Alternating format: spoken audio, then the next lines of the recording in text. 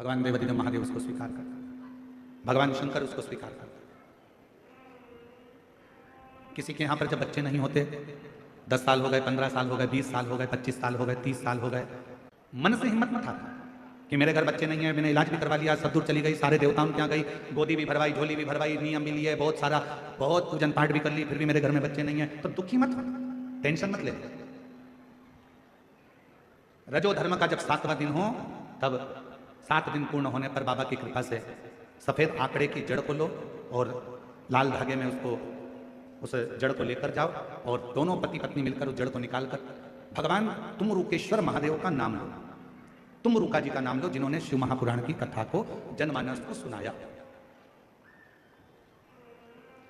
तुमरुकेश्वर महादेव का नाम लेकर, तुमरुका जी का नाम लेकर 21 बार भगवान शिवलिंग के आसपास में से भ्रमण कराकर नंदी के पास खड़े होकर बाबा को प्रार्थना कर कर वो सफेद आंकड़े की जड़ को अपनी कमर में लाल धागे में उसको बांधो।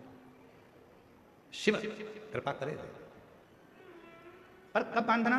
जब तुम्हारा पूरा भरोसा शंकर जी पर हो जाए, तुम्हारा पूरा भरोसा हो जाए कि मेरा महादेव मुझे संतान देगा, मेरा महादेव मेरी झोली भरेगा, अब मैं भटकूंगी नहीं, मेरा भरोसा कहता है कि मेरा शंकर भगवान मेरी सूनी गोद को भरेगा।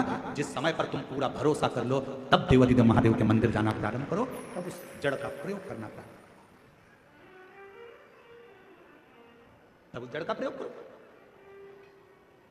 अब तुम, विश्वास तो मन में है नहीं, और मालूम पड़ा कि सफेद आंकड़े की जड़ भी ले ली और कमर में बांध भी ली, सब काम कर लिया और उसके बाद भी बच्चा नहीं हुआ, तो तुमने कहा मैंने तो बांधी थी और बच्चा ही नहीं हुआ। मतलब तुम भरोसा नहीं कर पाई थी, विश्वास नहीं कर पाई थी।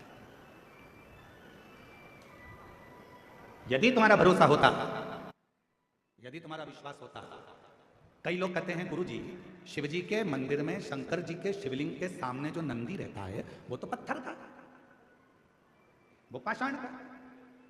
क्या पत्थर का नंदी भी हमारे मन की बात को सुनता? क्या पत्थर का नंदी भी हमारे विचारों को श्रवण करता?